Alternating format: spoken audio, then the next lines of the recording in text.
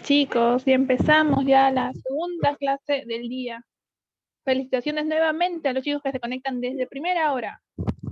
Chicos, buenas tardes, buenas tardes.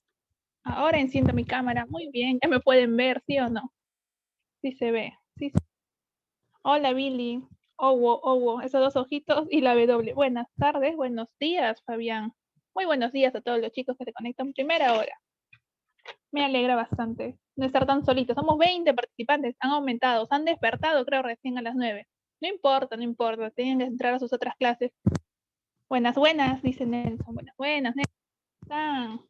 ¿Cómo están, chicos? ¿Motivados? Claro. Después de la clase del profesor Ríos, estaba buena la clase. Muy bien, chicos, se están conectando.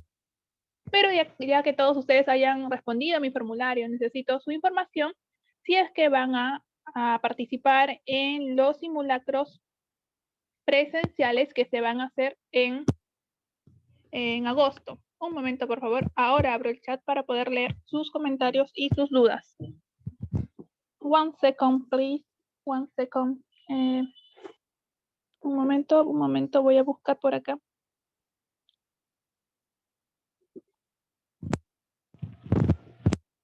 Un momento.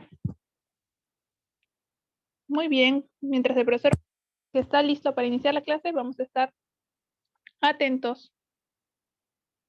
Bien, chicos, recuerden, por favor, quedarse hasta la final de la clase para escuchar nuestras exposiciones sobre evaluación, las estrategias, y tenemos también nuestra evaluación a las 4 de la tarde. No se olviden. Un momento, por favor. Muy buenos días, Lucy, muy buenos días.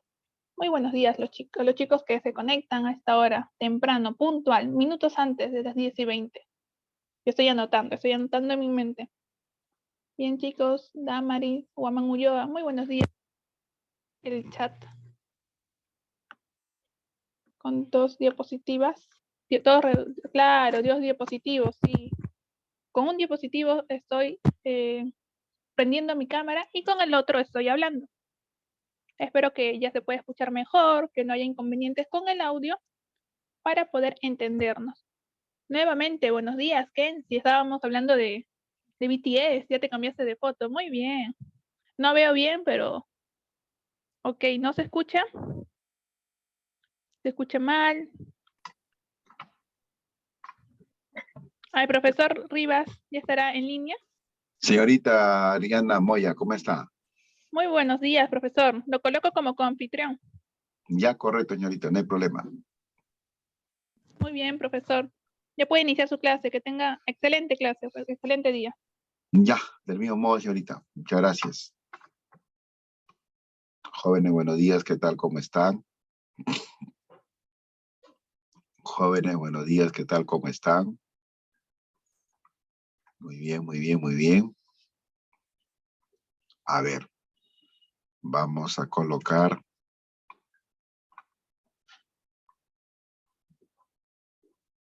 Vamos a colocar el tema, ¿sí? A ver.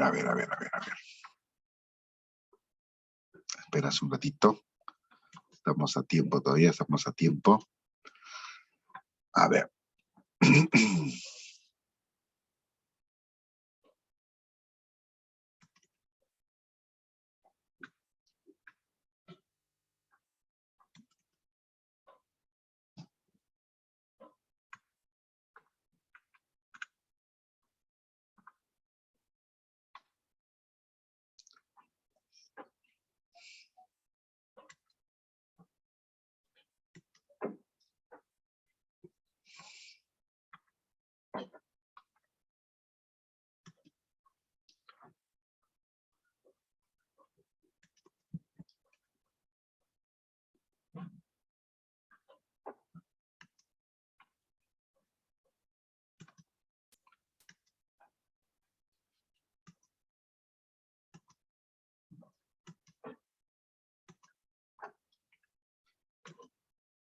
¿Cómo están? ¿Cómo están? Ahora sí ya tenemos en pantalla.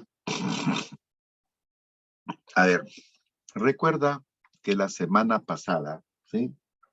Recuerda que la semana pasada llegamos a trabajar hasta lo que era precisamente la Revolución Rusa, ¿no? ¿Se acuerda? La semana pasada hablamos hasta la Revolución Rusa. Pero para refrescarle la memoria, vamos a hacerle un pequeño recuento, ya entrando luego ya al tema del día de hoy, ¿sí?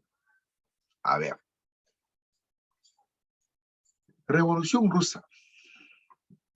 Concepto. ¿Qué es la Revolución Rusa?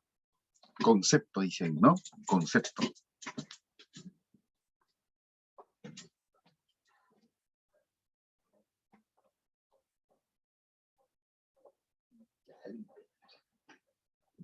Bonita.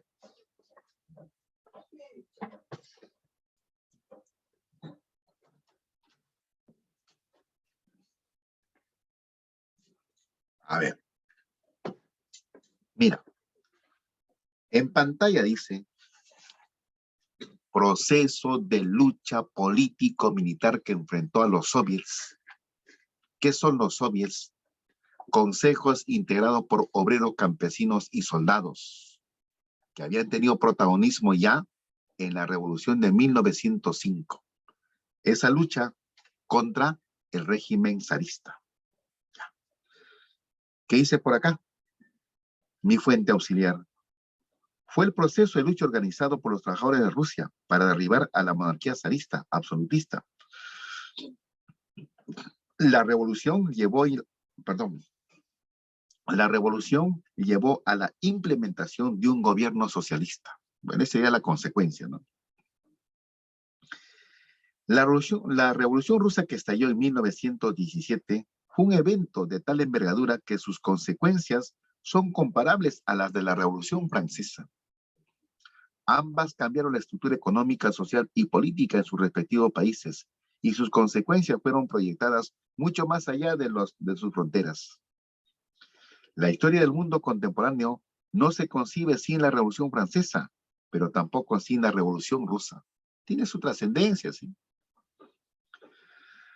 Ahora miren, ¿qué antecedentes tiene la Revolución Rusa de 1917? La guerra ruso-japonesa entre 1904 y 1905, disputándose el territorio chino de Manchuria.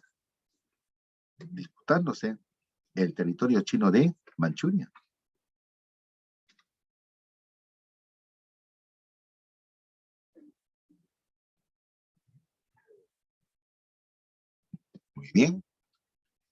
Ahora, en esa guerra ruso-japonesa, precisamente Japón gana a Rusia. Y entonces tal vez ahí está faltando ese detalle, ¿sí? Dice, la guerra ruso-japonesa entre 1904 y 1905, disputándose Manchuria, ganó Japón. Ganó Japón. ¿Ya? Ganó Japón. ¿Y por qué ganó Japón esa guerra? Porque definitivamente Japón estaba pues en una mejor condición económica y también política. ¿De acuerdo?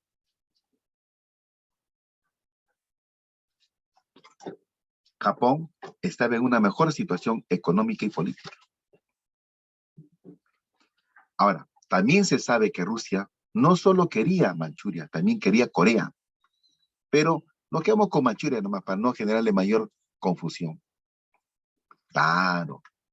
Ahora mire, esa derrota tiene efectos en Rusia. Por eso que en 1905 estalla una revolución, la llamada Revolución de Petrogrado, la cual fue reprimida cruelmente por el zar Nicolás II, con el operativo que se llama el Domingo Sangriento, ¿ya? Con el operativo que se llama el Domingo Sangriento.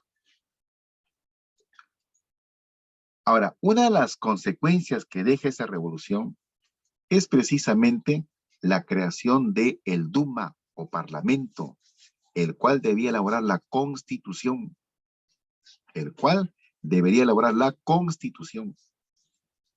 ¿De acuerdo? El cual debería elaborar la Constitución.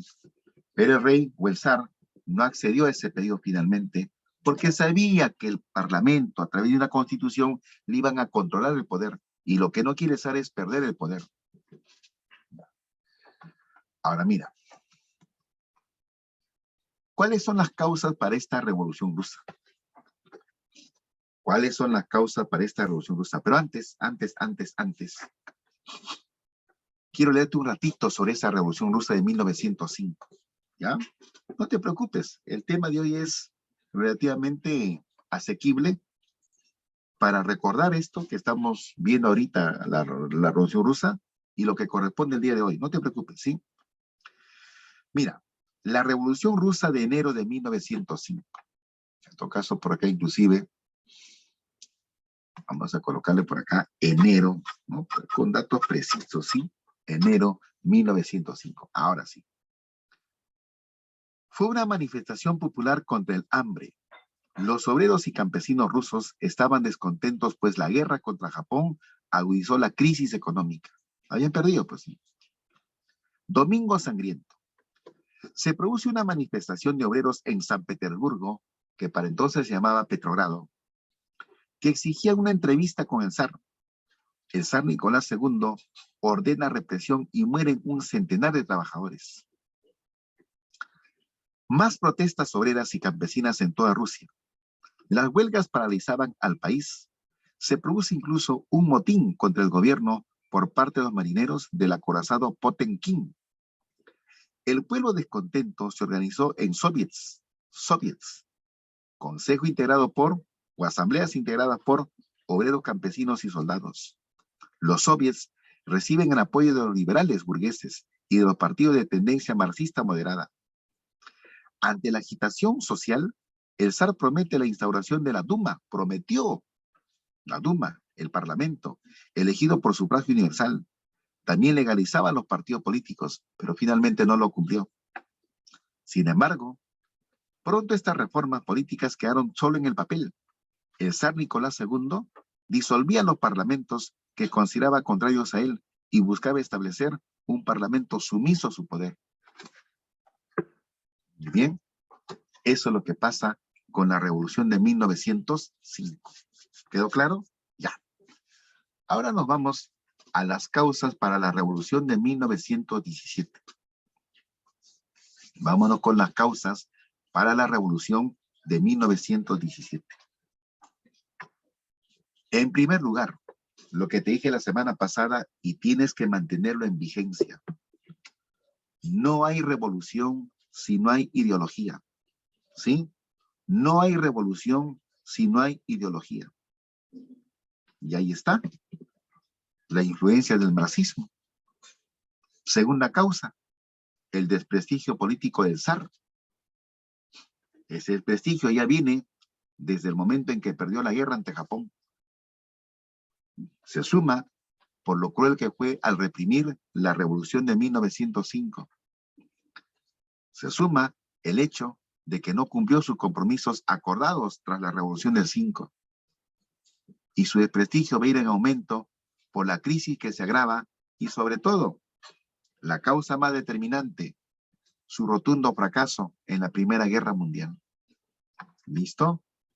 Entonces, de esa manera, ahí tienes la primera parte de la Revolución Rusa. Ahora, ¿cuáles son las etapas de la Revolución Rusa? La primera etapa, la de febrero o monchevique. Vamos a colocarle acá etapas. La de febrero o la menchevique. ¿De acuerdo? Debido al gran descontento popular, el zar Nicolás II tuvo que abdicar.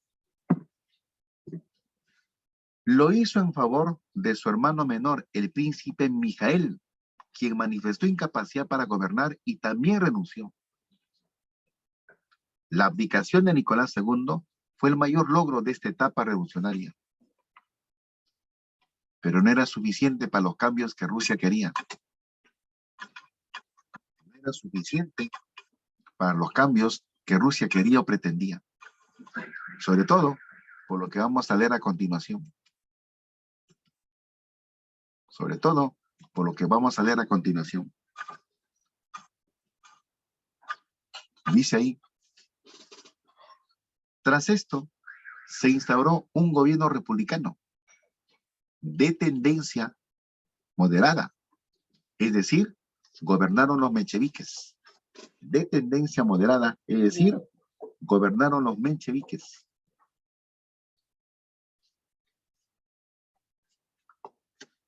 Muy bien.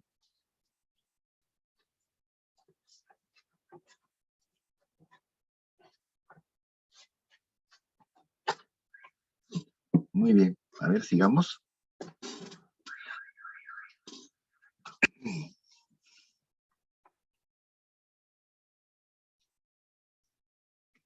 El presidente elegido para esta república fue Alexander Kerensky, en cuyo efímero gobierno se dio lo siguiente. Vamos a colocarle por acá. Vamos a colocarle por acá.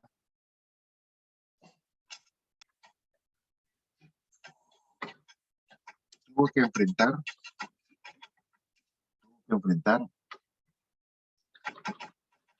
grandes manifestaciones.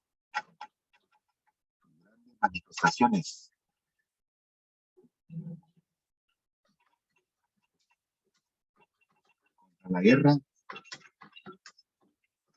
y el hambre. Contra la guerra y la crisis.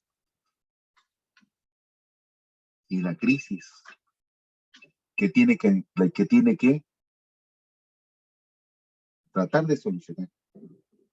Tuvo que enfrentar a grandes manifestaciones contra la guerra y el hambre, dice por acá.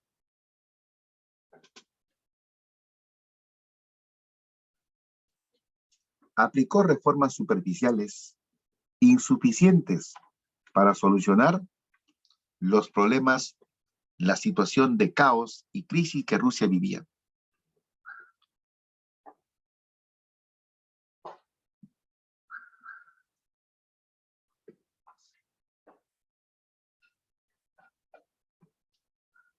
Ahora mira, una de las pocas medidas acertadas que hizo el gobierno de Kerensky fue que declaró amnistía política. ¿Qué se entiende por amnistía política? Te dije la semana pasada, es el perdón, permitiendo el retorno de los exiliados debido a la revolución de 1905. Entre los exiliados que volvieron estaba Lenin, Vladimir Ilich Ulyanov, más conocido precisamente como Lenin. ¿Ya? Más conocido precisamente como Lenin. Lenin, que volvió precisamente de Suiza, donde estaba exiliado, ¿sí? ¿Qué fue lo que hizo? Hizo un anuncio importante en este caso, la llamada tesis de abril. En ella plantea la necesidad de retirarse de la Primera Guerra Mundial para llevar a cabo internamente una radical, una profunda revolución en la que tendrían una activa participación los soviets, el proletariado. Acá vamos a corregirle la redacción. En ella plantea la necesidad, en ella plantea, vamos a colocarle que Rusia debe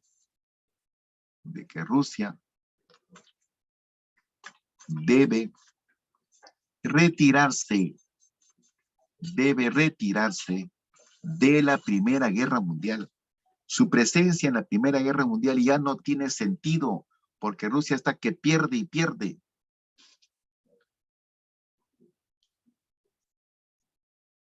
De que plantea que Rusia debe retirarse de la guerra,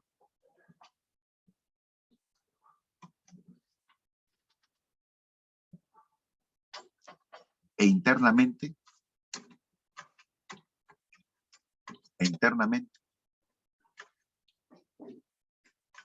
llevarse a cabo una radical revolución en la que tendrían activa participación los soviets, el proletariado. Muy bien. Muy bien.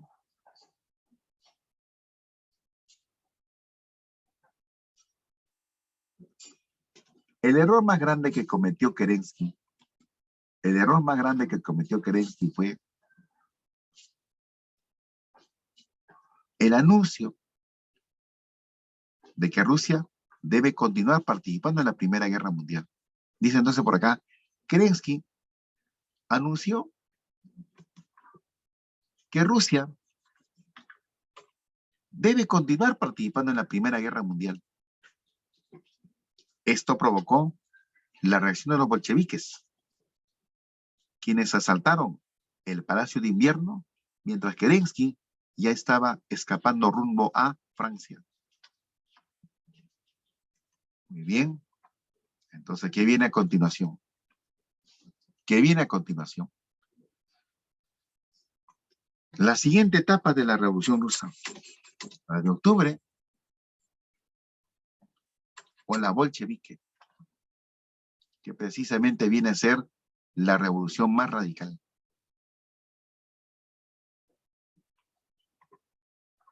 Principales hechos. Fue la revolución radical socialista, que al triunfar estableció un gobierno revolucionario. Fue la revolución radical socialista, que al triunfar estableció un gobierno revolucionario. Dicho gobierno lo integraban Vladimir Ilich Ulyanov, el mismo Lenin, quien a su vez va a ser el presidente revolucionario.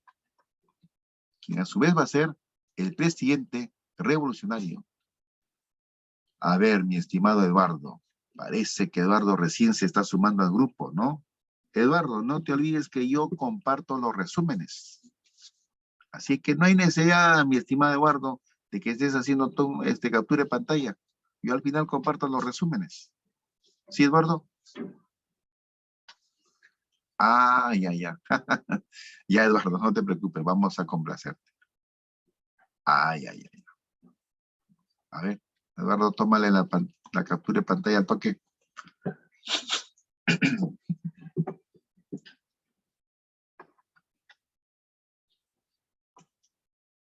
Listo. Ya, muy bien, Eduardo. Ya. ¿Quién lo apoya a Lenin? León Trotsky, encargado del ejército. León Trotsky, encargado del ejército. ¿Ya? Encargado del ejército. Muy bien.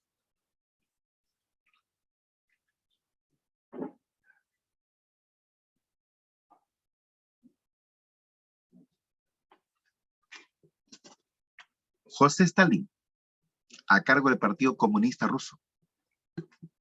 A cargo del Partido Comunista Ruso. Los comisarios del pueblo integraban el gabinete ministerial. Y eso también sirvió de paso para que todo el gobierno de Lenin precisamente se llame el gobierno de los comisarios del pueblo. Pero la cabeza, obviamente, era Lenin. Ahora, mire, ¿qué pasó durante el gobierno de Lenin? Ya Lenin en el poder. Ya triunfó la revolución bolchevique. Lenin lo primero que hace es expulsar a los capitalistas, tanto nacionales y extranjeros de Rusia. ¿Y quiénes eran los capitalistas extranjeros? Ingleses, franceses, estadounidenses, quienes precisamente extraían grandes riquezas de Rusia, pero sin embargo empobrecían a la población de Rusia, confiscándoles todos sus bienes, ¿ya? Confiscándole todos sus bienes. Eso es lo primero que pasa en el gobierno de Lenin. Ya. ¿Qué más? En 1918, algo que hemos visto en la Primera Guerra Mundial, Rusia se retira de la guerra firmando el tratado Brest-Litovsk. Pero ese tratado Brest-Litovsk no solo lo firma ante Alemania, lo firma ante Bulgaria, ante el Imperio Turco Otomano y también ante el Imperio Austrohúngaro, haciendo muchas concesiones territoriales.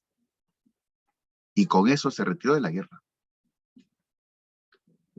Esa actitud muy complaciente de Lenin para retirarse de la guerra tuvo dos efectos. Internamente se ganó muchos críticos en Rusia. Y externamente, eso preocupó a los países aliados en la Primera Guerra Mundial, lo que los obligó a llevar a cabo una mayor ofensiva contra los alemanes. ¿Ya? Entonces, eso viene a ser el llamado Tratado Brest-Litovsk. Aquel tratado que se firma con Alemania, Bulgaria, Turquía y el Imperio Austrohúngaro. Entonces, por acá tal vez hay que corregir un poco el texto. Dice, firmó el tratado Brest-Litovsk, ¿no? Ante Bulgaria.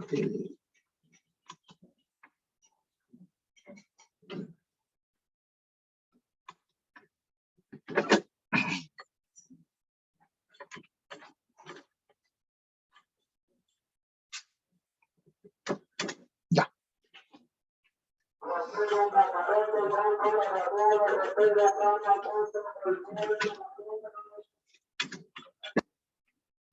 Ahora sí. Ahora sí.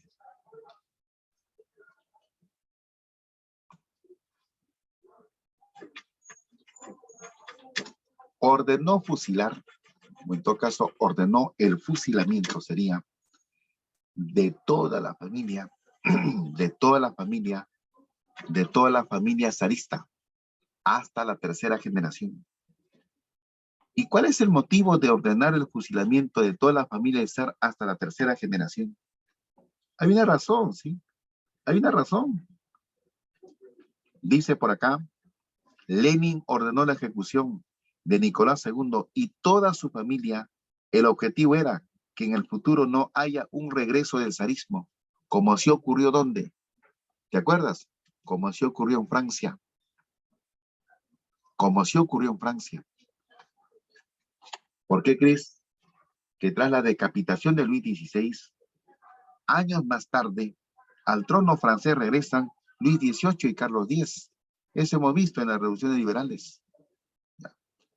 Luego dice, entre 1918 y 1920, se dio la guerra civil entre rojos o comunistas y blancos o capitalistas.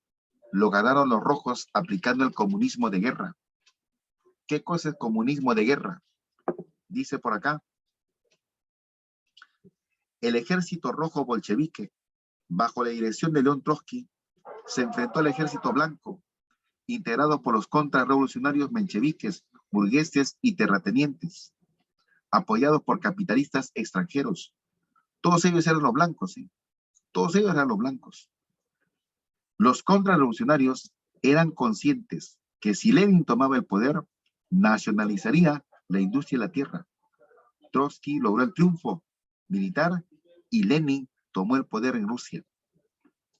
Durante la guerra civil se aplicó el comunismo de guerra.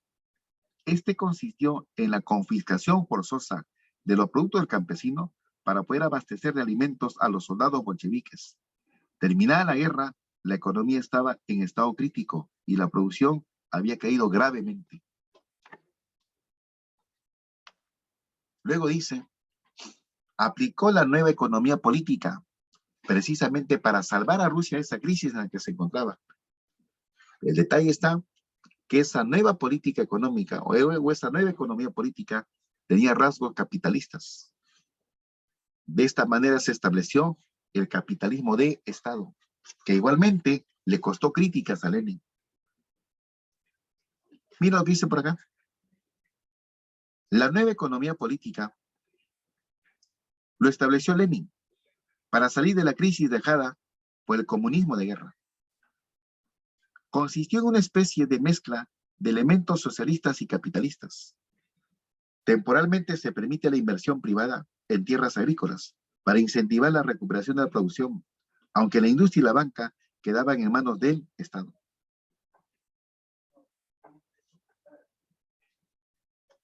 Muy bien.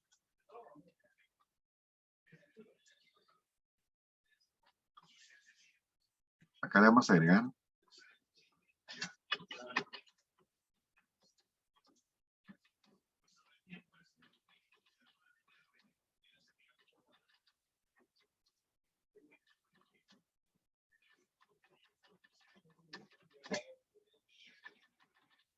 Listo.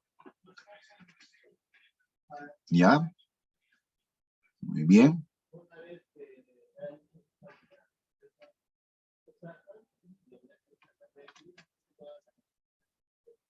Así es.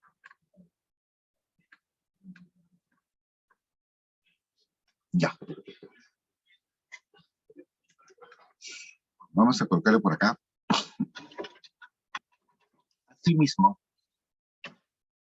Asimismo,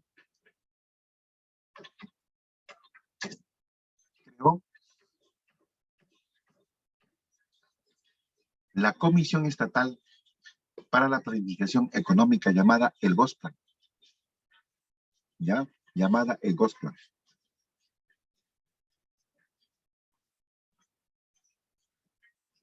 A ver.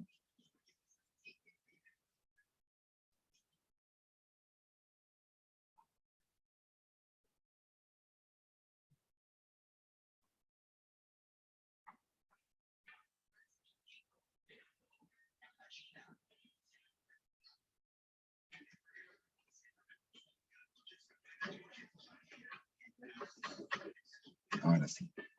Ahora sí. Encajó. Listo. Ahora mire. En 1922, integrando a países de Europa Oriental y de Asia, se creó la Unión de las Repúblicas Socialistas Soviéticas. En 1924, muere Lenin y surgió la pugna por el poder entre Trotsky y Stalin. Ahora, Lenin a Trotsky le dejó la herencia política, pues desconfiaba de Stalin. Finalmente, Stalin tomó el poder en la Unión Soviética, reprimiendo y expulsando a sus opositores. Años más tarde, por encargo suyo, Trotsky sería asesinado en México en 1940. Pues el encargo lo dio Stalin, ¿no? Maten a Trotsky. Y Trotsky precisamente muere en México. Ahora, estamos entonces frente a la dictadura de Stalin. Dice, dictadura de Stalin. Quedó instalada y duró hasta 1953. En todo caso, por acá sería, ¿no?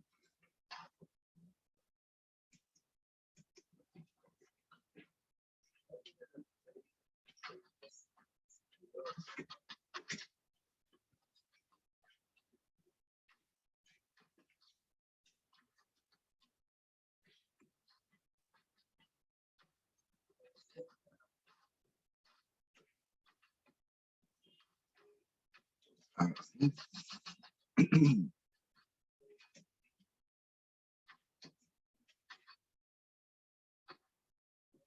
Tras instalarse,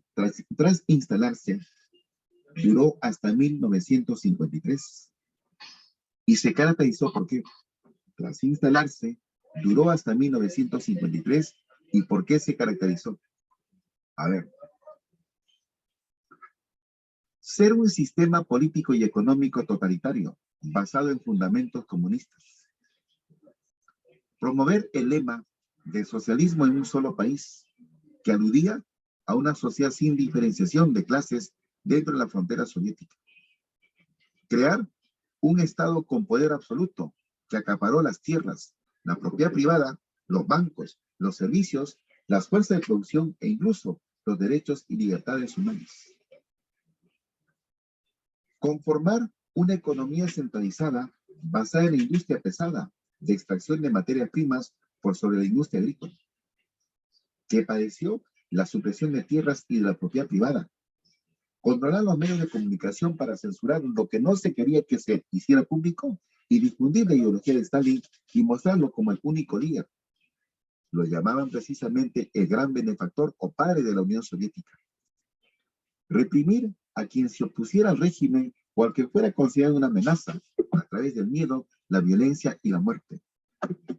Implementó al desarrollo económico agroindustrial el programa de los planes quinquenales. ¿Qué son los planes quinquenales? Su mismo nombre lo dice. Cada 5 años se evalúa el avance económico de la Unión Soviética en base a los objetivos propuestos. Mira, desde cuando se aplicó el primer plan quinquenal hasta el último, que fueron 13 planes quinquenales, cada plan quinquenal tenía un objetivo que lograr. Cada plan quinquenal tenía un objetivo que lograr. ¿Ya? Ahora dice, las directivas de estas acciones económicas formaban parte del Gosplan. Y usted ya sabe qué cosa es Gosplan, ¿sí? Dice, estos planes se dieron entre 1928 y 1991. Entre 1928 y 1991.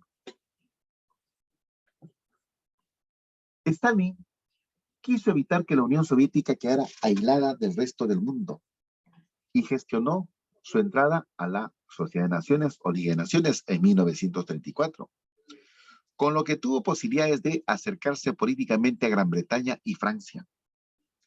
Ahora, mientras intentaba mejorar la imagen del régimen soviético en el exterior, su política interior fue de mano dura o régimen del terror.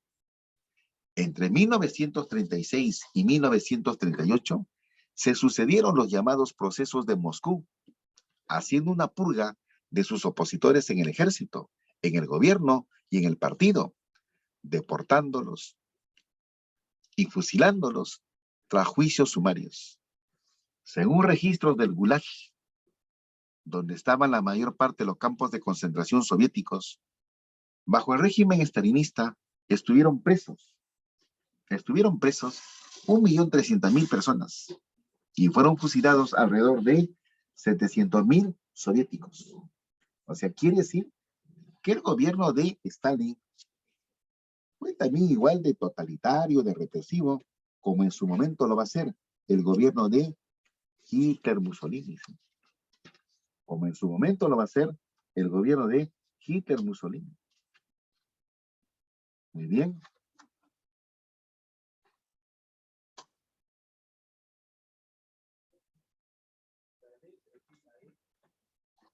Ahora miren. Tratado nazi-soviético de 1939. Tratado nazi-soviético de 1939. El 22 de agosto de 1939, con Alemania nazi, firmó el Pacto de No Agresión, también llamado el Tratado Molotov-Ribbentrop. También llamado el Tratado Molotov-Ribbentrop. Por dicho pacto, ambos países acordaron no atacarse, ni independientemente ni en alianza con otros estados. No apoyar a otro tercer país que pudiera atacar a la otra parte del pacto. Continuar las consultas sobre los temas de interés común. No unirse a ningún grupo de potencias que directa o indirectamente pudiera amenazar a cualquiera de las partes firmantes. Y a resolver sus diferencias mediante la negociación.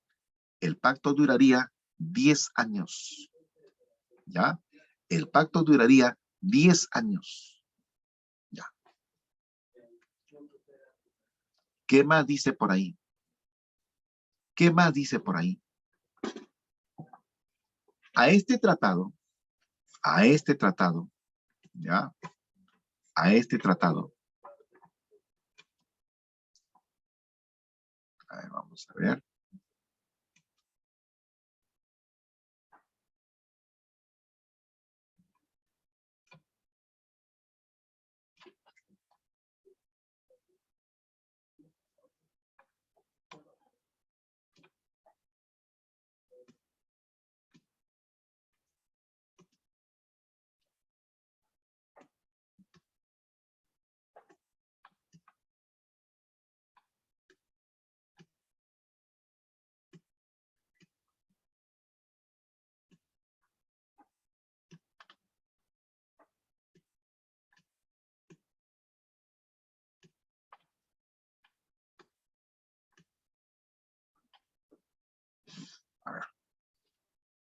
Ay, chicos, un ratito. Vamos a ordenar esto.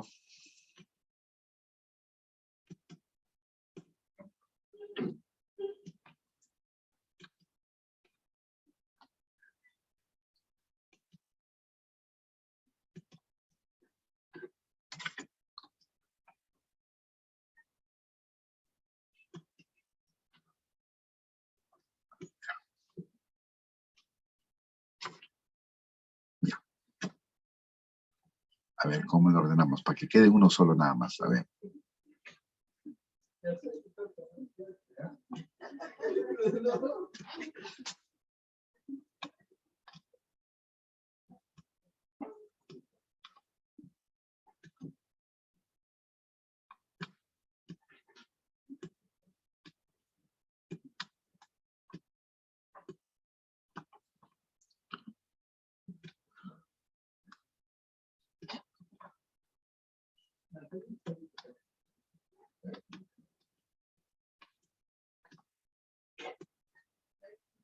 Ahora sí. Miren. El Tratado Nazi-Soviético de 1939. El 22 de agosto de 1939, con Alemania nazi, el gobierno de Stalin firmó el Pacto de No Agresión, también llamado el Tratado Molotov-Ribbentrop.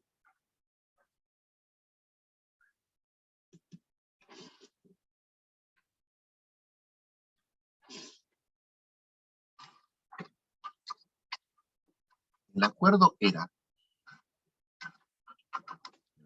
era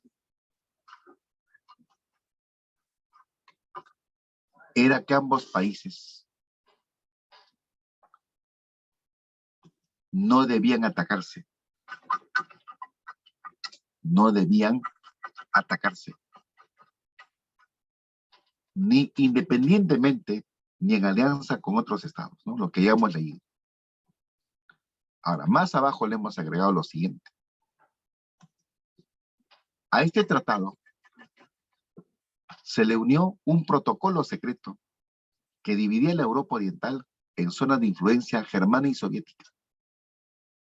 Se acordó la partición de Polonia y se dejó a Finlandia, Estonia, Letonia y Lituania, y también Besarabia, en el área de influencia soviética.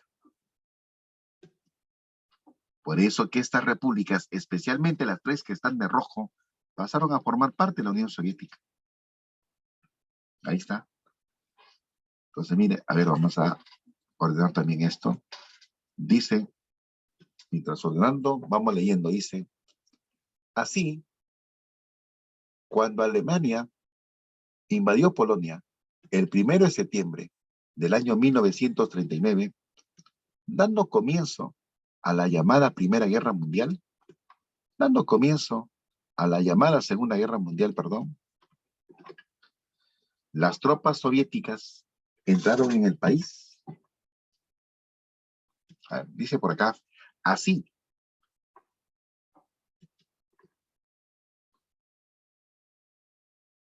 Así, cuando Alemania invadió Polonia el 1 de septiembre de 1939,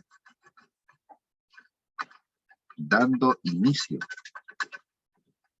a la Segunda Guerra Mundial, ¿sí? Las tropas soviéticas, días después,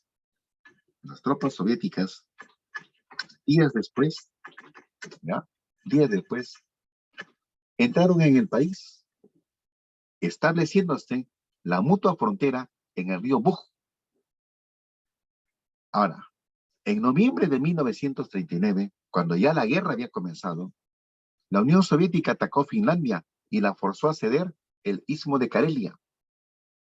Las repúblicas bálticas fueron también anexionadas por Stalin, pasando a configurarse como repúblicas soviéticas en agosto de 1940, lo que hace un rato te había dicho, ¿sí?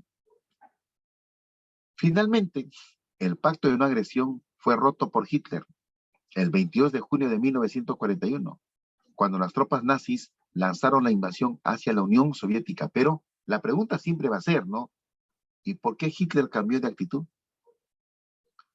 ¿Por qué Hitler cambió de actitud? Ah, el detalle está que Hitler se enteró de que los soviéticos estaban coqueteando política, diplomáticamente, ¿con quiénes? Los soviéticos estaban coqueteando política, diplomáticamente, con los ingleses. ¿Te acuerdas lo que hizo Inglaterra con Italia en la Primera Guerra Mundial? Ahora, en la Segunda Guerra Mundial, lo vuelve a hacer con la Unión Soviética. Finalmente, lo jaló para su bloque. Finalmente, te repito, lo jaló para su bloque. Entonces, eso hace que Hitler se incomode. O sea, lo que provoca la reacción de Hitler, ¿sí? Lo que provoca la reacción de Hitler no es una cuestión, digámosle, berrinche, pataleta, que de pronto le agarró la locura, no. Lo que estaba pasando era tan sencillamente que, lo que estaba pasando era tan sencillamente que los soviéticos estaban ya en acuerdo con los, estaban en coqueteos, en acuerdo con los nazis. ¿Ya? Muy bien, listo. Entonces, de esa manera hemos recordado un poquito el tema de la semana pasada, ¿no? ¿De acuerdo? Hemos recordado un poquito el tema de la semana pasada. ¿Ya? Muy bien, chicos. Entonces quedaría así. A ver, creo que hay preguntitas. Muy bien. Listo. Tema de hoy. Movimientos totalitarios. Concepto. ¿Qué son los movimientos totalitarios? Son movimientos políticos burgueses que aparecieron en los países de Europa Occidental derrotados en la Primera Guerra Mundial. Hablamos de los casos de Italia y de Alemania. Principales movimientos totalitarios. El fascismo en Italia con su líder Benito Mussolini, apodado Il Duce, y el nazismo en Alemania con su líder el austroalemán de raíces judías, Adolf Hitler. Curiosamente, ¿no? Nacido en Austria y de raíces judías. Bien curioso, ¿sí? ¿Y cómo lo llamaban a Hitler? Lo llamaban el Führer. Sí, sí, de raíces judías. Hitler de raíces judías. Su familia era descendiente de judíos. Causas. ¿Por qué la aparición de estos movimientos totalitarios? Primera causa, el descontento ítalo-alemán por el contenido del Tratado de Versalles. El descontento ítalo-alemán por el contenido del Tratado de Versalles. ¿De acuerdo? Estaban sumamente descontentos con lo que significaba el Tratado de Versalles para ellos. En el caso de Italia, porque las promesas de tierras o de territorios, la promesa o las promesas de territorios hechas por parte de Inglaterra nunca se cumplieron o se cumplieron muy poco. Muy bien. Y en el caso de Alemania, las demasiadas sanciones. En el caso de Alemania, las demasiadas sanciones. Segunda causa, el temor de la burguesía, tanto italiana como alemana, ¿sí? El temor de la burguesía, tanto italiana como alemana, ante el avance del comunismo en Europa proveniente desde la Unión Soviética.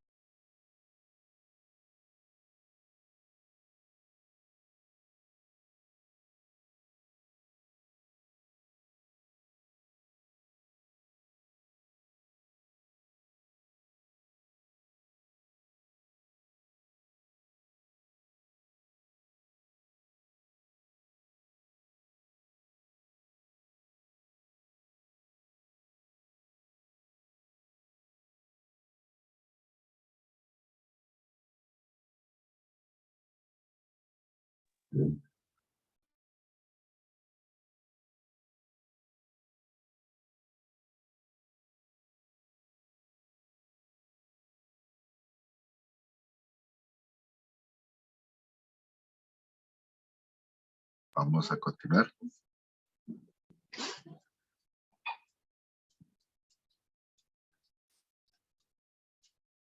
Bien, vamos a continuar. Ahora mire.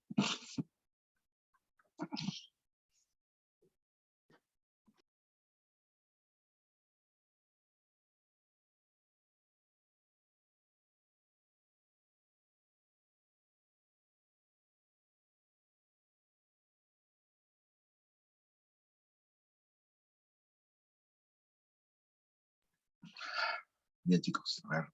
Lo que pasa es que estamos un poco agripados, ¿sí? Creo que el viaje nos ha caído mal. La verdad que el cambio de clima, sí, chicos, porque allá en la sierra, el día sábado que te hice la clase, como te has podido dar cuenta, la semana pasada en la sierra está pues un sol radiante y ese cambio de clima parece que nos ha afectado, ¿sí? Pensábamos que era el virus, ¿eh? Nos asustamos bien fuerte, ¿sí? Porque el día lunes, martes estaba con una tos, pero incontenible, pero ya nos hemos hecho la prueba respectiva, no, no hay nada de eso, simplemente es el cambio de clima, pero nos ha dejado con una congestión. Pero chicos, mientras el cuerpo pueda rendir, no hay argumento para no trabajar, ¿no? Yo estoy seguro que tal vez otras personas en esta condición dicen, no, no va a dictar, ¿no? Porque es lógico, la voz se agota, ¿no? Pero hay un compromiso que cumplir y mientras el cuerpo puede estar disponible para hacerlo, hay que seguir trabajando, ¿ya? Creo que esa pequeña interrupción, nomás que un ratito la señora me trajo un medicamento para tomar, ¿ya? Disculpa. Ahora mira, el temor de la burguesía ante el avance del comunismo en Europa desde la Unión Soviética, ¿sí? Desde la Unión Soviética. Ah, ojito, dice. Muy bien, desde la Unión Soviética. Ya tiene dos causas. Tercera causa, la exaltación nacionalista o chauvinismo, especialmente en Alemania. También en Italia, pero más era en Alemania, que proponía vengar su derrota sufrida en la Primera Guerra Mundial. ¿Ya? Que proponía, ¿sí? Que se proponía vengar su derrota sufrida en la Primera Guerra Mundial. Ahora,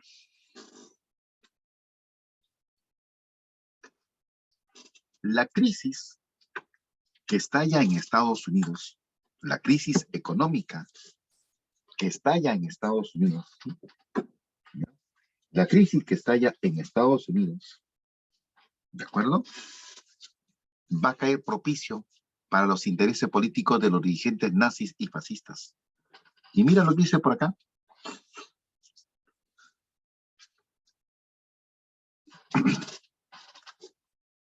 Toda esta problemática se vio agudizada luego de la crisis que estalló en Estados Unidos.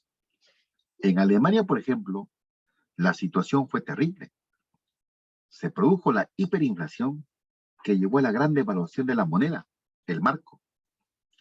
El desempleo y la crisis hizo que la gente busque soluciones urgentes, apoyando al partido fascista.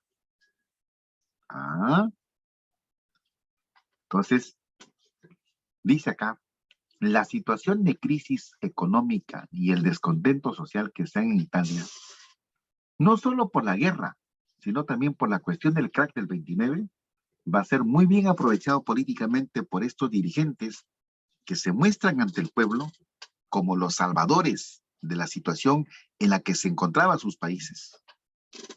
Te repito, la crisis económica y el descontento no solo era por la cuestión de la Primera Guerra Mundial, también se suma eso por la crisis del 29, porque recordemos, la crisis del 29 va a ser una crisis a nivel mundial, así como la que estamos viviendo ahora, ¿sí? Así como la que estamos viviendo ahora. Muy bien, chicos.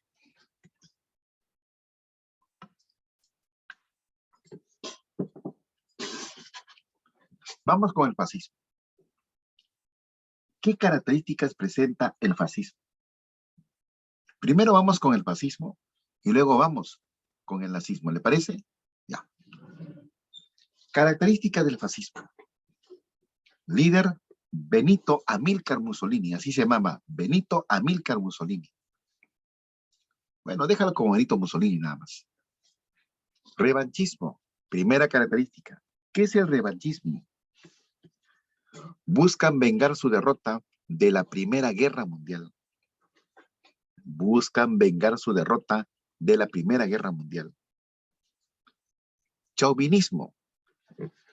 Se fomentaba el ultranacionalismo para cohesionar a las masas y facilitar su manipulación. Se fomentaba el ultranacionalismo para cohesionar a las masas y facilitar su manipulación. Anticomunismo. La burguesía rechazaba totalmente a esta ideología. Lógico, ya lo vimos ahí en las causas. Antidemocrático. No permiten la existencia de partidos opositores. Además, los fascistas consideran que estos sistemas de gobierno, como el caso de la democracia, son nocivos para el pueblo. Y acá dice bien claro mi fuente, dice, las malas experiencias con los gobiernos democráticos que no habían logrado mejorar las condiciones de vida de la población. Antidemocrático, por doble motivo, porque no permiten la existencia de partidos opositores y a eso culpan a la democracia de no haber sido lo suficientemente capaz como forma de gobierno para solucionar la situación de la gente.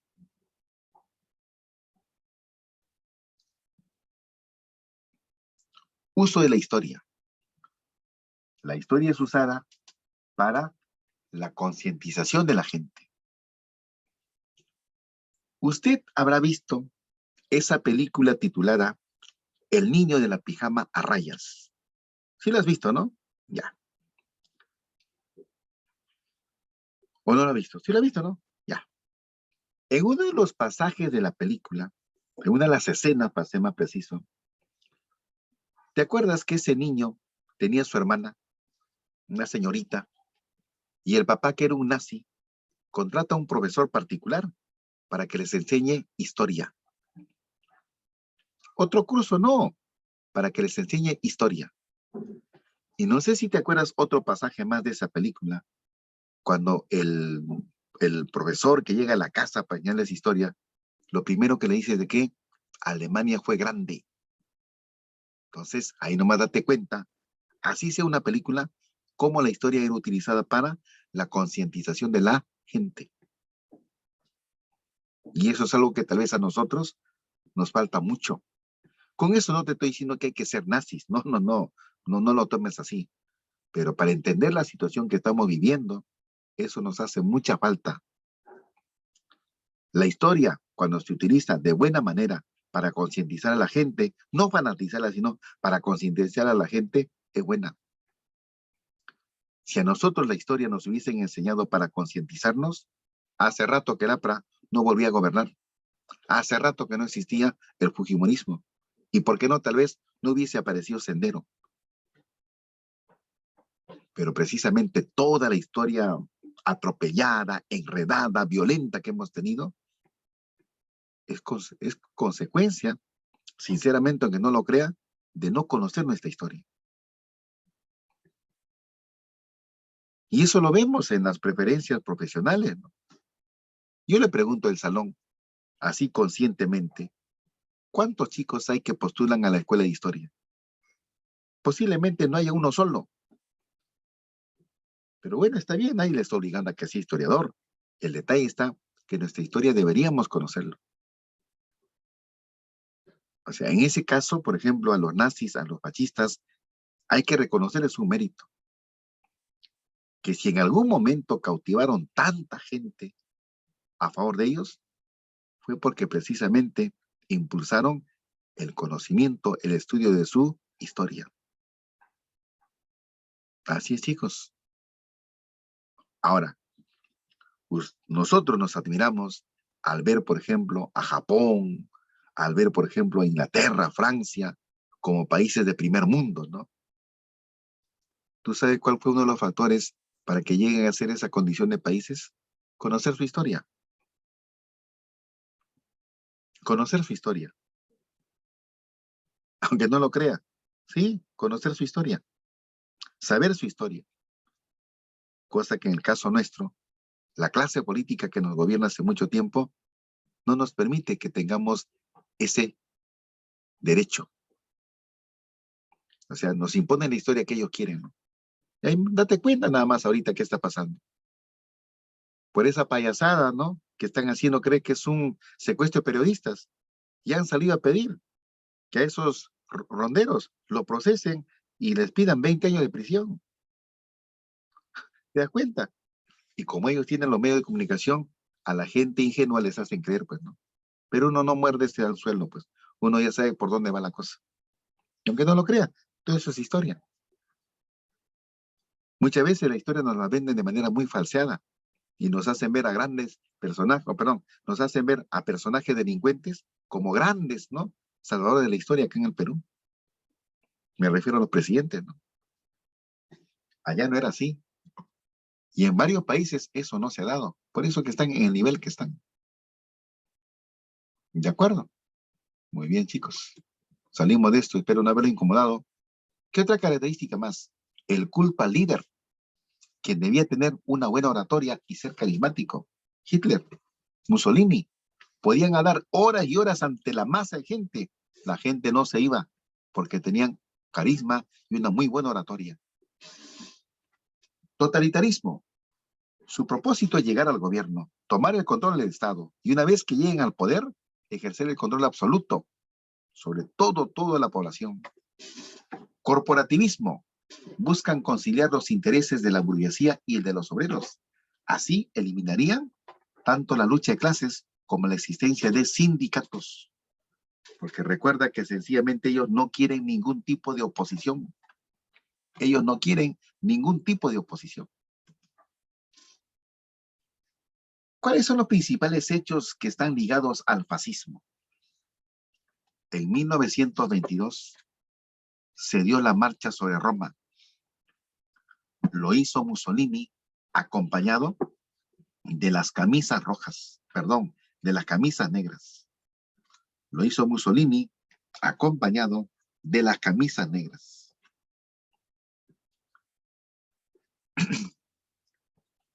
¿Qué son las camisas negras? Fuerza de seguridad del fascismo. Y así llegó al poder. Fue una protesta muy fuerte, iniciada desde Milán, ante la cual el rey Víctor Manuel III, al ver que la población apoyaba a Mussolini, finalmente lo reconoció como primer ministro. Entonces Mussolini de esa manera llega al poder como primer ministro.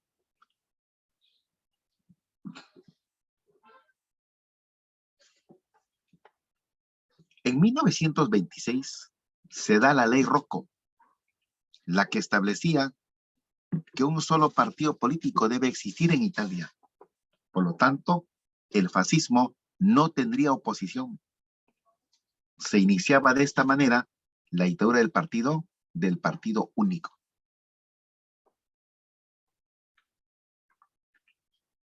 Se emitió la ley Laboro. Con esta ley quedaban limitados los derechos del trabajador. Sirvió para afirmar el corporativismo. Esto implicaba, por ejemplo, ya no debían existir los sindicatos. ¿Ah? Ahora, ¿te acuerdas del tema de la semana antepasada? Que Italia se había unificado, pero había un elemento, un estado que no se había sumado a la unificación. Esa era la Iglesia Católica, especialmente el atrincheramiento de los papas en la Catedral de San Pedro. ¿Y qué va a pasar? Ese problema estaba pendiente, ¿ya? Ese problema estaba pendiente. Entonces, ¿qué es lo que va a pasar? En 1929 se firma la paz de San Juan de Letrán. Con ello termina la llamada cuestión romana. El Papa no aceptaba la unificación italiana y se crea el Estado libre y soberano del Vaticano, en la ciudad de Roma, en la misma Catedral de San Pedro. ¿Ya? Esa negociación implicaba acuerdos entre el fascismo y la Iglesia, en la Iglesia, ¿no?, católica. Dicen, vamos a ordenarnos. Dice, En 1929 se firma la paz de San Juan de Letrán. Con ello termina la cuestión romana, problema que quedaba pendiente de la unificación italiana. Y se crea el Estado libre. Vamos a colocarle por acá.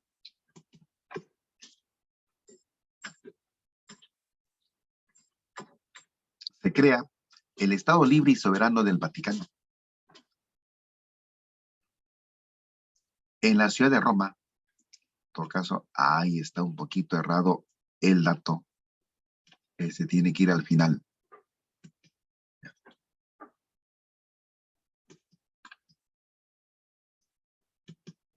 Ya, ahora sí. Se crea el Estado libre y soberano del Vaticano en la misma Catedral de San Pedro. En la misma Catedral de San Pedro, en la ciudad de Roma. Muy bien. Ahora sí. Esa negociación implicaba acuerdos entre el fascismo y la Iglesia Católica. Vamos a especificarlo, y la Iglesia Católica al mando del Papa Pío XI. Pío XI.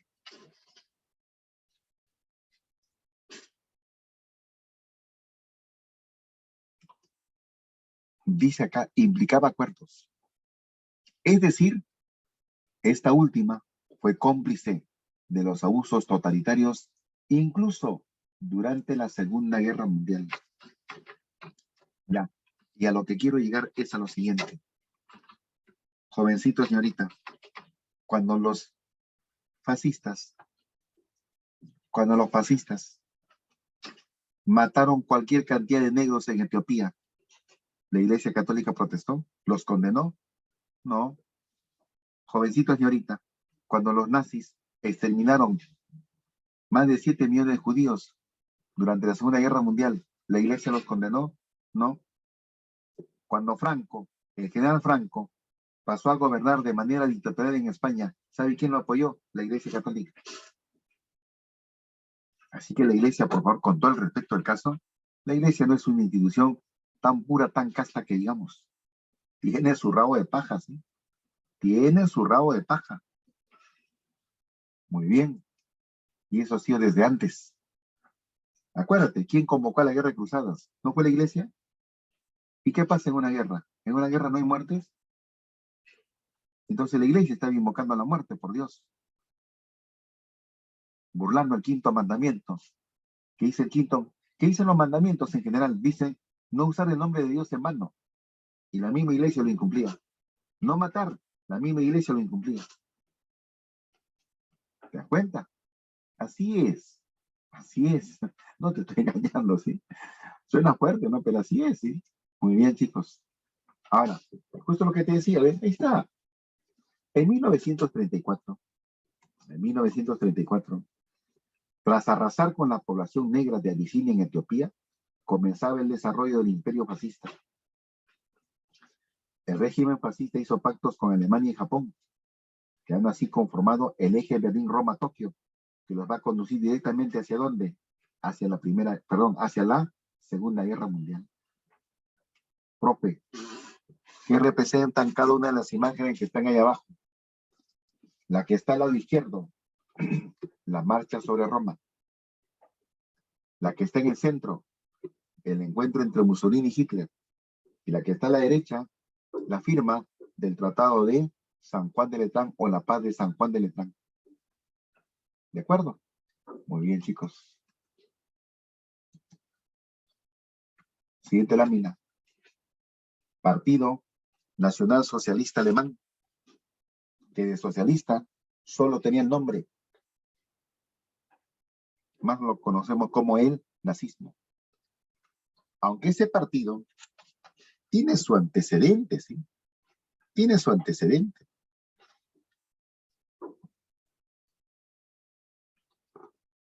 Dice, en 1920 se funda el Partido Obrero Nacional Socialista, el Partido Obrero Nacional socialista nazi para captar el apoyo de la clase trabajadora. Me parece que ahí nace esta obras, ¿ves? Partido Obrero Nacional Socialista Alemán. Ese es el nombre inicial, ¿ya? Que luego lo van a llamar nazi, obviamente. Con este nombre surge. Aunque hay todavía un nombre mucho más anterior, porque los partidos se van formando así con antecedentes, ¿no? A ver, voy a buscar acá en mi otra fuente.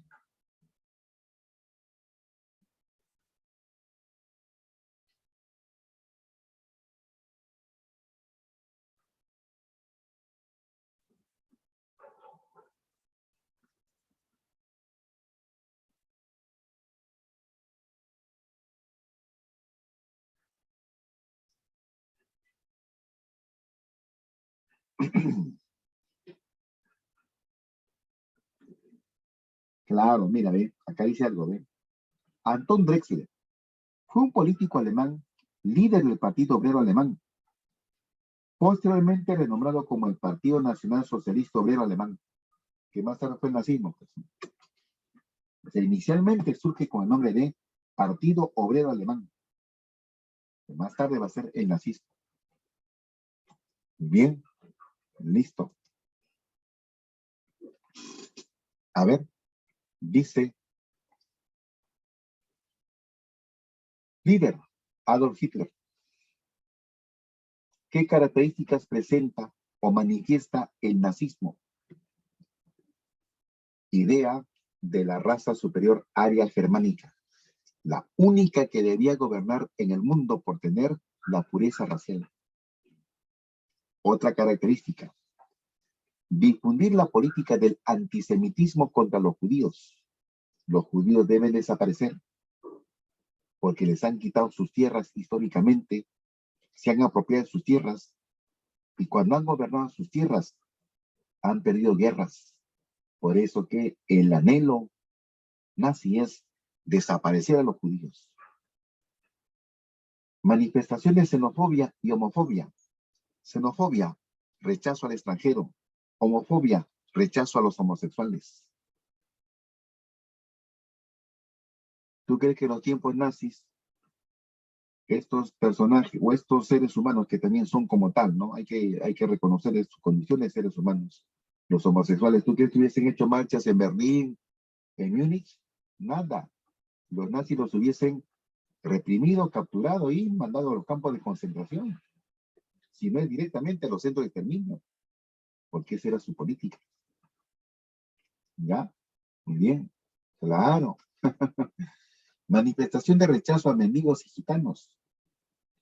Precisamente si culpaban a la democracia de no ser la forma de gobierno eficaz para dar solución a los problemas del pueblo, la más clara expresión era la existencia de mendigos. Y los gitanos. Otra característica, el afán expansionista con el proyecto del Tercer Imperio, Tercer Reich. Los nazis, en base a su ideología, proponían establecer el Tercer Imperio para su historia. Y los nazis hablaban de una teoría, la famosa teoría del espacio vital. ¿Qué es el espacio vital? Decía, ¿qué es el espacio vital? Para los nazis, el espacio vital es el territorio que por historia les pertenece, por ser germánicos, pero que lamentablemente, con el devenir de la historia, pero que lamentablemente te decía, con el devenir de la historia, otros pueblos han ido ocupando sus territorios y apropiándose de recursos naturales, de materias primas que les corresponden a ellos por historia. Entonces, ellos, regresando a su historia pasada, dicen, esos territorios hay que recuperarlos y a quienes los estén ocupando hay que expulsarlos. A eso llaman ellos el espacio vital. Y una vez que toman control del espacio vital, mínimo deben gobernar al mundo 1000 años.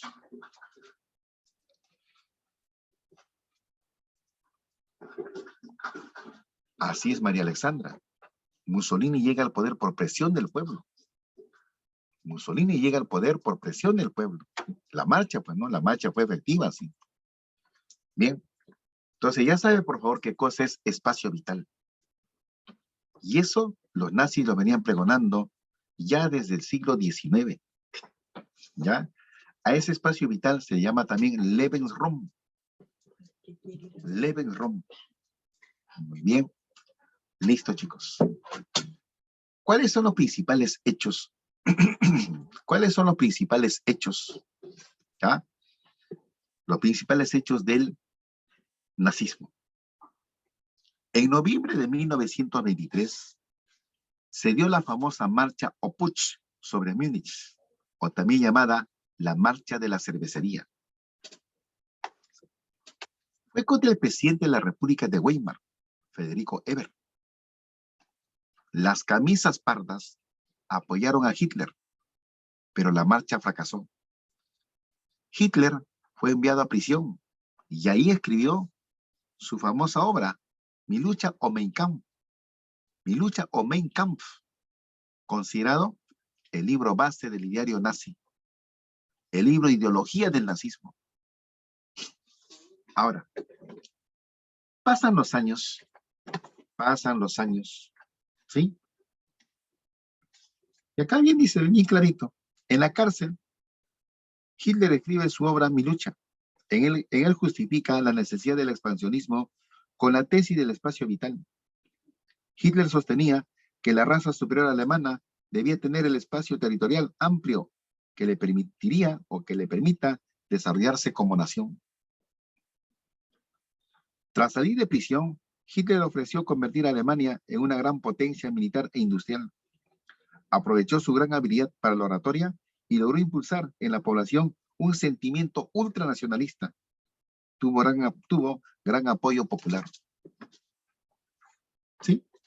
Ahora, en 1933, en 1932, Hitler pierde las elecciones para presidente, pero el partido nazi ganó representantes para el Parlamento alemán o Reichstag.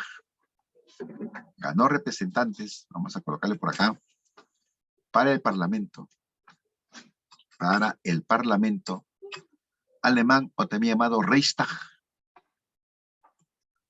Ahora mire, va a ocurrir lo mismo, parecido a lo que ocurrió con Mussolini. Mire, ¿qué dice ahí? En 1933, debido a la fuerte presión política, el presidente Paolo von Hindenburg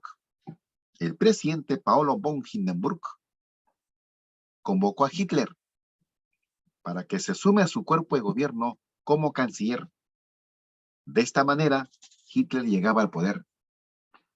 Si bien es cierto, Hitler no llegó por elecciones, pero al igual que Mussolini, llegó por presión. Es que, jovencito, señorita, cuando la presión del pueblo es fuerte, pues. Y lo estamos viendo acá nosotros, ¿no? O ya lo hemos vivido, ¿no? Pero obviamente esa presión del pueblo cuando hay una cierta razón, ¿no? No una pataleta, ¿sí? Allá la gente en Italia y en Alemania va a apoyar a Hitler Mussolini, o Mussolini y Hitler respectivamente, por la situación que vivían. Ahora, en el caso de nosotros, por ejemplo, hace 2 años, 3 años, ¿te acuerdas que hubo un presidente llamado Manuel Merino, que ciertamente pues llegó a ser presidente burlando todo lo que es el orden democrático? ¿Y qué pasó? La gente se organizó, protestó y lo sacaron. Se vio obligado a renunciar. ¿Y ahora por qué no renuncia Castillo? Bueno, primero porque no quiere. Y segundo, porque los que marchan en su contra no tienen sustento, pues. Simplemente están reclamando haber perdido las elecciones del año pasado. Y ese no es argumento. Por eso que la gente no los apoya. Sí, usted ha visto la marcha que había. Creo que ya se cansaron de hacer marchas ya. Ahora han inventado otra cosa, ¿no? Ahora han inventado secuestro de periodistas. Y estuve en más de una marcha. Yo te puedo dar con testimonio in situ. Sí había convocatoria. ¿Para qué decir que no? Había convocatoria de los que querían de los que marchaban contra Castillo. Pero no era lo suficiente, pues. Y lo que es más, la gente marchaba sin saber, porque era gente contratada, pues.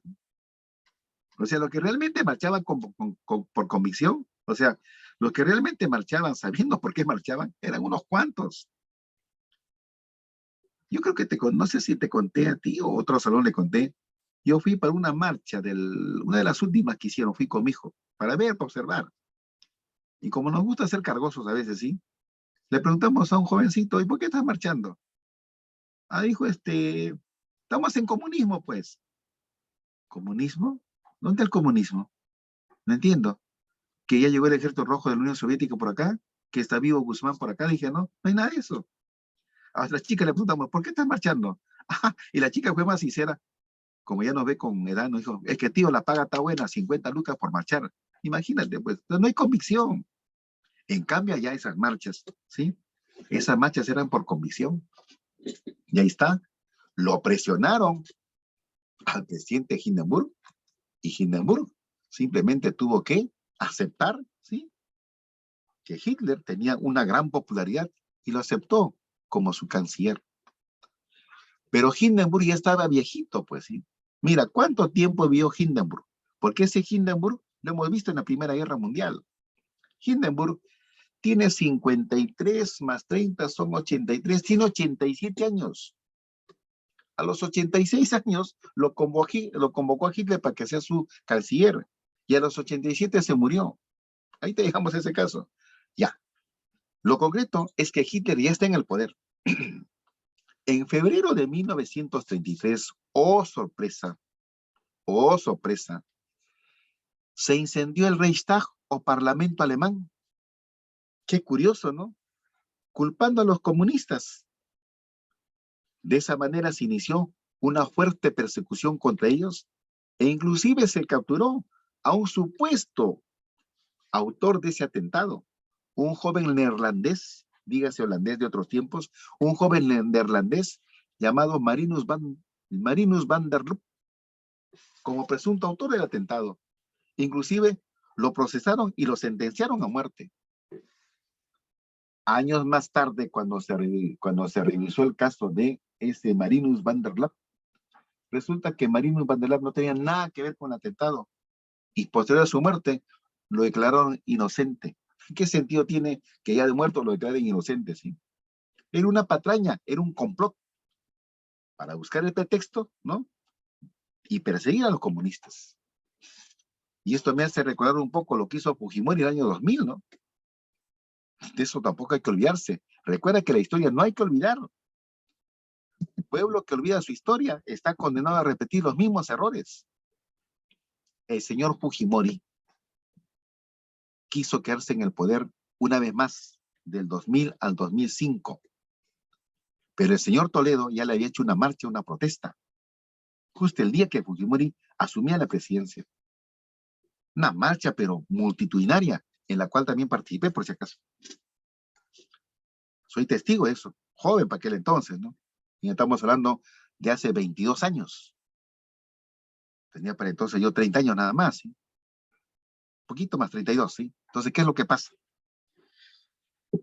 El año 2000, para culpar a la gente que acompañaba a Toledo, el señor Fujimori ordenó que incendien el Banco de la Nación, donde ahora hay un parque frente al Jurado Nacional de Elecciones. Ahí estaba la oficina del Banco de la Nación. Y al señor Fujimori y a su asesor Vladimiro Montesinos no le interesó que adentro había gente empleada que cuidaba el banco, igualito lo incendió. Hubo muertos. ¿De eso te informa la prensa? No te informa, pues. Eso es secuestro.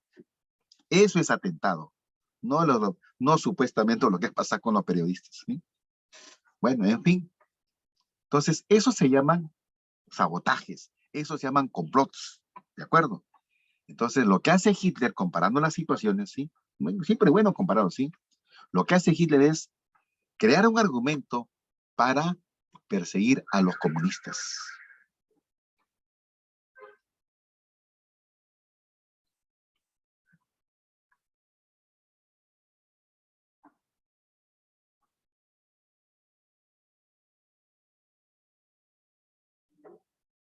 Ah, muy bien.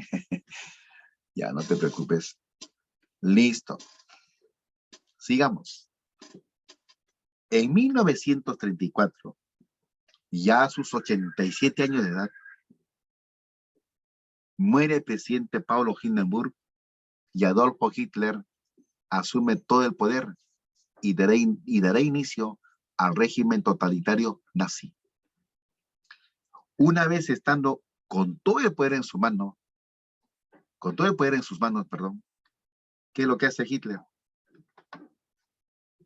El orden tiene que empezar por casa, dice Hitler, ¿no? Entonces, antes de tomar plenamente el poder del Estado alemán, primero tiene que hacer una limpieza en su partido. Fíjate lo que hizo. Con el operativo llamado La Noche de los Cuchillos Largos, o también llamado el operativo Colibrí, sacó del partido nazi a todos aquellos que podían ser sus opositores, para que no tengan ningún inconveniente. Inclusive, ordenó matar a una persona que había sido muy leal a él, Ernest Röhm, quien era el jefe de la sección de asalto a la que llamaban la SA, porque los nazis son expertos en siglas, ¿eh? SA, SS, ¿no? Sí, ellos son expertos en siglas, ¿sí?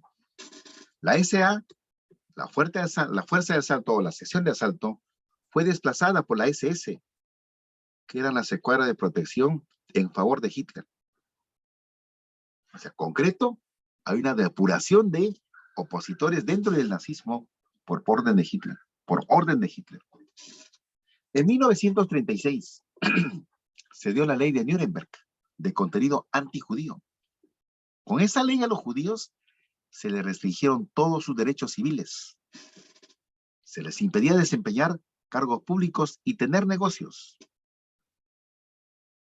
2 años después, en 1938, se dio la Noche de los Cristales Rotos o Kristallnacht.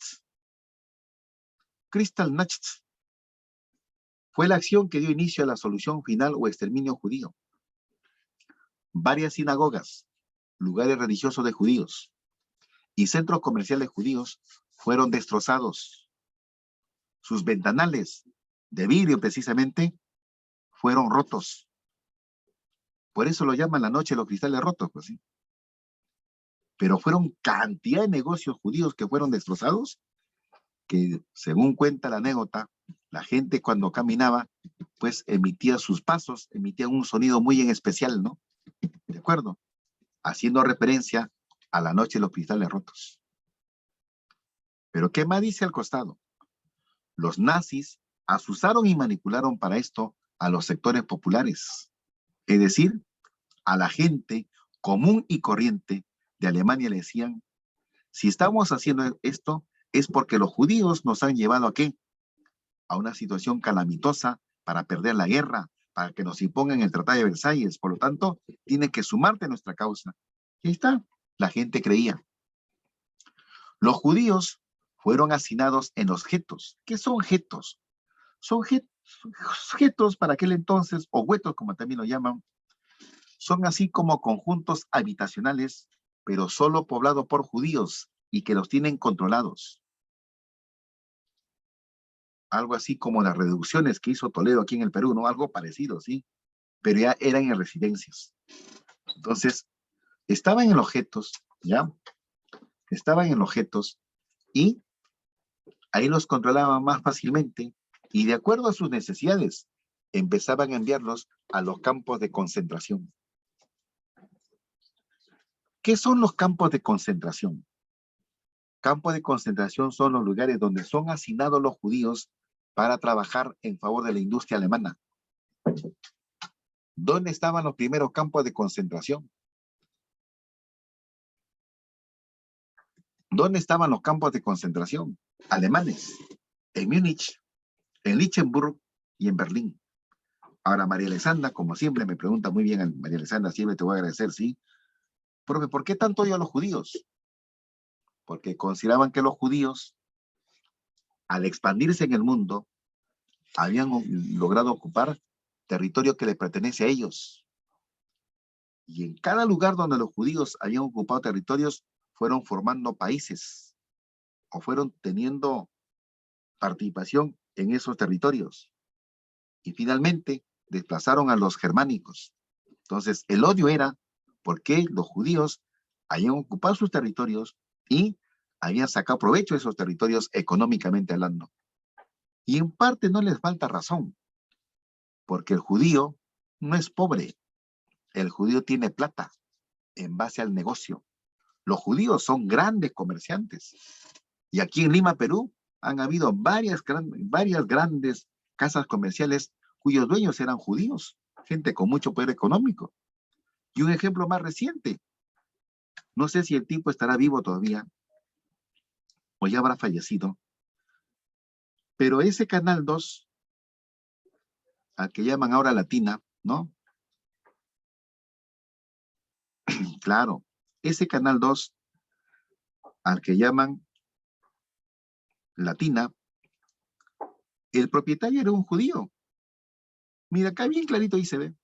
Baruch Ibcher Bronstein es un empresario israelí nacionalizado peruano, judío pues.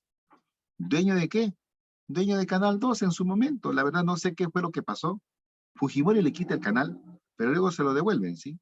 Pero ahí no sé qué fue lo que pasó. ¿Ya? La cosa que al comienzo él es propietario de Canal 2. Una pregunta, ¿quién es dueño de un canal de televisión, pues, no? Bueno, ahora que hay canal por YouTube puede ser, ¿no? Pero en aquel entonces, ¿ah?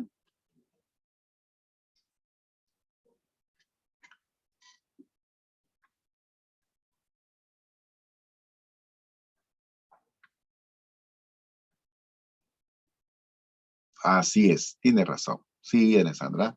Muy bien. Entonces los judíos tienen esa fama de ser grandes empresarios, de ser gente con mucho poder económico. Y eso es lo que rechazaban los nazis, ¿sí? Con razón o sin razón lo rechazaban. Ya, sigamos avanzando. La conferencia de Múnich de 1938.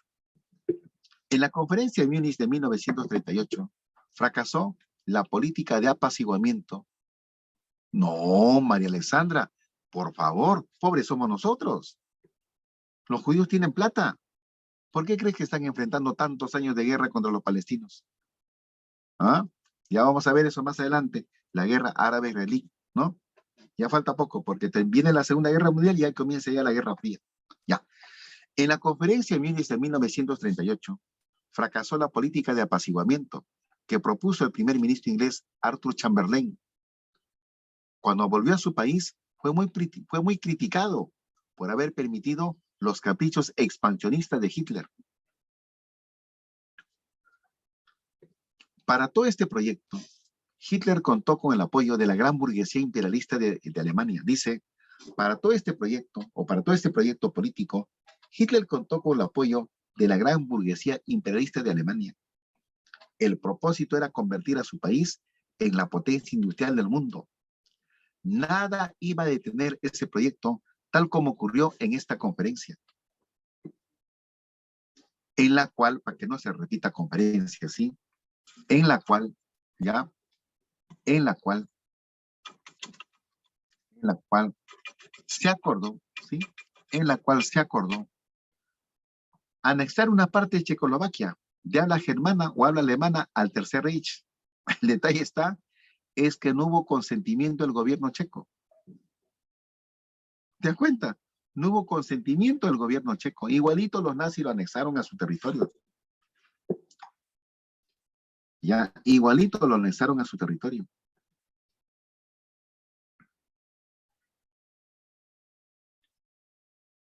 Muy bien. Ahora, el régimen nazi,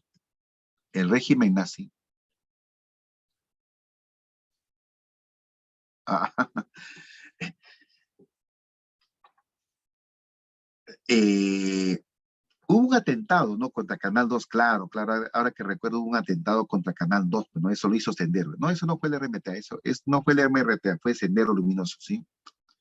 Bueno, ya me supongo que el profe de Perú te va a hablar acerca del terrorismo bastante, ¿no? Porque es un tema que necesariamente se tiene que tocar, ¿ya? A ver, luego dice, el régimen nazi, incumpliendo lo acordado en el Tratado de Versalles, hizo lo siguiente. En primer lugar, anexó Austria a su territorio. Dicha anexión se llamó el Anschluss. Eso estaba prohibido. Y eso fue lo que preguntó San Marcos en el último examen de admisión. Anexó los Sudetes Checoslovaquia. No cumplió los compromisos económicos de Versalles. Potenció su industria militar, no cumpliendo con los compromisos económicos. Firmó el pacto de acero con Italia. Firmó el pacto anticomintern, que fue un pacto anticomunista con Japón. Y el que ya sabemos, el pacto de no agresión con la Unión Soviética. Ahora, argumentando, ¿sí? Argumentando que soldados polacos habían atentado contra una estación radial alemana en la frontera con Polonia, dio la orden para invadirla. Esto se cumplió el 1 de septiembre del año 39 y de esa manera se inició la Segunda Guerra Mundial. Siguiente tema. Crack del 29. Concepto. Fue la más grave crisis económica que vivió el sistema capitalista. Se inició en Estados Unidos y tuvo una gran repercusión mundial. Perú no fue ajeno a eso. El efecto político de la crisis del 29 en Estados Unidos. En Perú el efecto político, ¿cuál fue? La caída de Leguía. Me supongo que ya te explicaron eso, ¿sí? Te repito. O ya se te explicó, perdón, eso, ¿sí? Ya se te explicó eso, ¿sí? Disculpe, ya se te explicó. Muy bien. Ahora sigamos. ¿Qué causas hubo para esta crisis? Dice, posterior a la Gran Guerra, se refiere a la Guerra Mundial, a la primera, la industria de Estados Unidos produce y domina el mercado mundial. Ese momento es llamado la Gran Prosperidad, aunque en verdad eso iría como antecedente. Pero bueno, ahí lo hemos incluido, ¿sí? Siguiente causa. Como hay gran demanda de productos y estadounidenses en el mercado mundial, como hay gran demanda de productos estadounidenses en el mercado mundial, Estados Unidos lleva a cabo una gran producción industrial. Pero mientras la gente en Europa tenía plata, pudo comprarlo. Pero cuando la gente ya no tuvo plata en Europa, ya no le compraron. ¿Y qué pasó? La producción industrial puesta al mercado para su compra-venta, nadie lo compraba. Y las empresas norteamericanas, porque aquí las que fracasan son las empresas norteamericanas, no el gobierno norteamericano. No, ese es un error que a veces se dice. No, la crisis lo provocan los empresarios privados norteamericanos, que obviamente va a tener efecto, pero el gobierno no. Por eso que finalmente el gobierno va a apoyar a solucionar esa crisis. ¿Ya? Entonces, ¿qué es lo que pasa? Si una empresa invierte tanto y no vuelve el dinero invertido, ¿no?, con la venta de sus productos, esa empresa no puede cumplir compromisos, porque esa empresa posiblemente se ha hecho préstamo de un banco, tiene que pagar a sus empleados, tiene que pagar a sus obreros, tiene que pagar a sus proveedores. Pero si el dinero no vuelve al mercado, ¿qué pasa con esas empresas? Fracasan. Ahora mire, como Estados Unidos, después de la guerra, está viviendo una gran bonanza. Entonces, por ejemplo, los bancos estimulaban a la gente para que ahorre su dinero. Porque como los bancos le prestan a las empresas y las empresas ganaban muy bien, entonces los bancos pagaban altos intereses por los ahorros. Pero ¿qué pasa cuando ya se empieza a dar esta cuestión de la crisis? Los bancos también quiebran, pues. Entonces, ¿qué cosa hubo? Una gran especulación bursátil. ¿Cuáles son los hechos más importantes? Las fábricas en Estados Unidos tuvieron que cerrar y hubo gran descontento obrero, aumentando el desempleo. El detonante, lo evidente de esta crisis, ¿cuál va a ser? Cuando cayó la bolsa de valores de Nueva York. Octubre de 1929. Y así quedaba ya marcada una década aproximadamente de una situación de grave crisis económica, que el gobierno norteamericano lo va a tener que asumir en su solución. Cuando estalla la guerra, Estados Unidos estaba gobernado por Herbert Hoover, que va a ser reemplazado por Franklin Roosevelt, quien empezó a dar solución a esta crisis aplicando The New Deal, o conocido como el Nuevo Acuerdo, Un programa económico, ¿sí? Inspirado en la teoría de John Maynard Keynes, un famoso economista. Un famoso economista. Ahora, mire. Quiero que entiendas que la crisis norteamericana no lo provoca el Estado norteamericano. No, ese es un error. Comenzó en Estados Unidos, pero eso no implica que sea el gobierno el que lo inició o el que lo provocó. El que lo provocó fueron las grandes empresas, las grandes industrias. Entonces, cuando se aplica el New Deal, ¿qué cosa es esto? Mira lo que dice. El New Deal, el nuevo acuerdo, fue una política de gobierno implementada desde 1933 por el presidente de Estados Unidos, Franklin Roosevelt. Esta consistía en la regulación de la economía por parte del Estado, intervencionismo estatal. Se promovió la reactivación de las industrias y la agricultura. Se impulsaron gran cantidad de obras públicas para emplear a los desocupados y se dio apoyo alimentario a las personas que vivían en pobreza. ¿Y quién asumió toda esa responsabilidad? El Estado, pues. Inclusive se sabe que el gobierno norteamericano, de su reserva internacional, le va a prestar dinero a los empresarios para que reimpulsen sus fábricas, para que reimpulsen sus negocios. Entonces, a la conclusión que queremos llegar, los extremos siempre son malos. Una economía no puede estar controlada totalmente por el Estado porque genera problemas, e igualmente una economía no puede ser extremadamente liberal. Y lamentablemente, la extrema actitud liberal privada de la economía norteamericana lo llevó a esa crisis. Igualito está sucediendo ahora. Igualito está sucediendo. Por eso que no te sorprenda que aquí a un tiempo en Estados Unidos se empiecen a dar estatizaciones de empresas. Porque hay empresas privadas que han totalmente quebrado por la pandemia primero y por la guerra ahora. Lo que pasa es que la crisis actual todavía no se está hablando a plenitud, solo a unos chispazos nada más.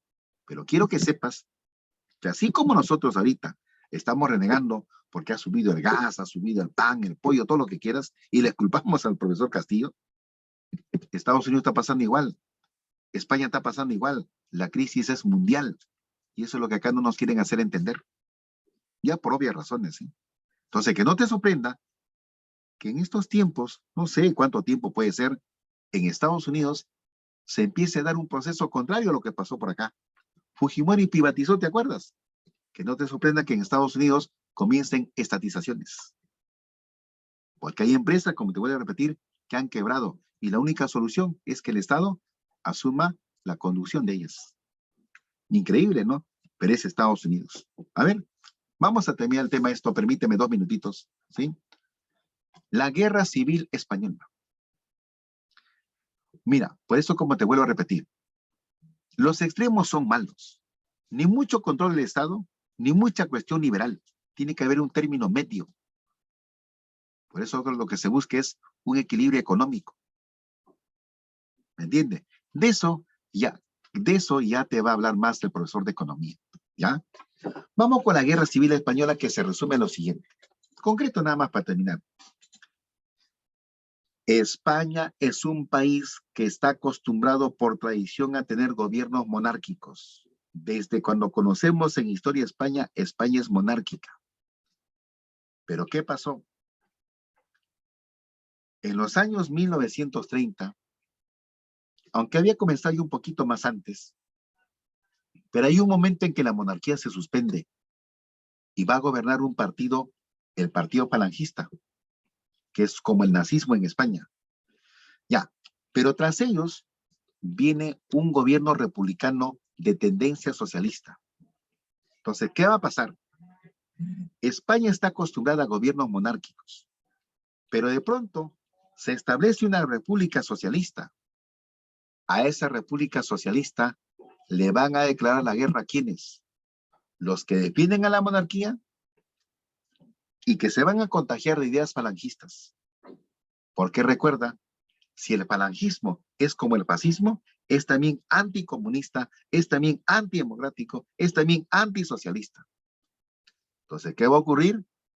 La guerra civil española es eso, el enfrentamiento entre aquellos que defienden a la monarquía, los llaman nacionales con ideas falangistas y van a estar al mando del general Franco y reciben apoyo de Italia y Alemania, frente a los republicanos socialistas que reciben el apoyo de Francia y de la Unión Soviética.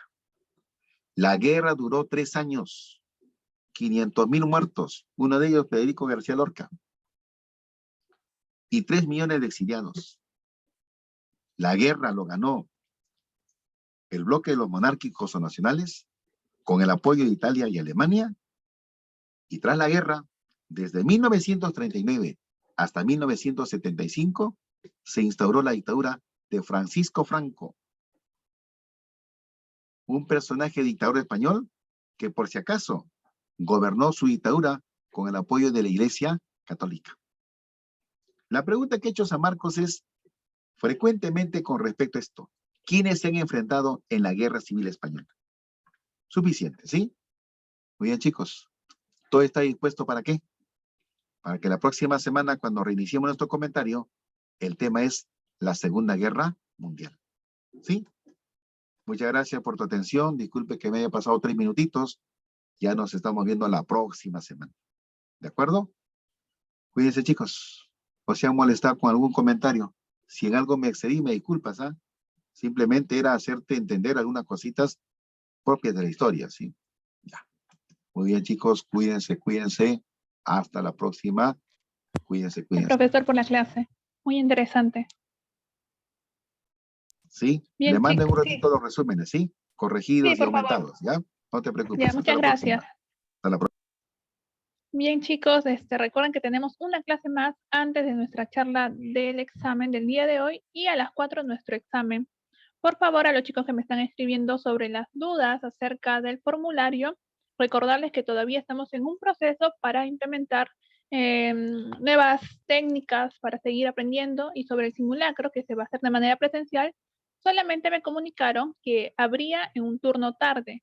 Es el único horario que podría existir por ahora. Si hubiese algún cambio o agregar otro horario, ya tendría que comunicárselo a ustedes. No se preocupen, chicos, vamos a seguir en contacto respecto a las reuniones que se tienen con la directora para ver lo de los simulacros de los días lunes en agosto de manera presencial.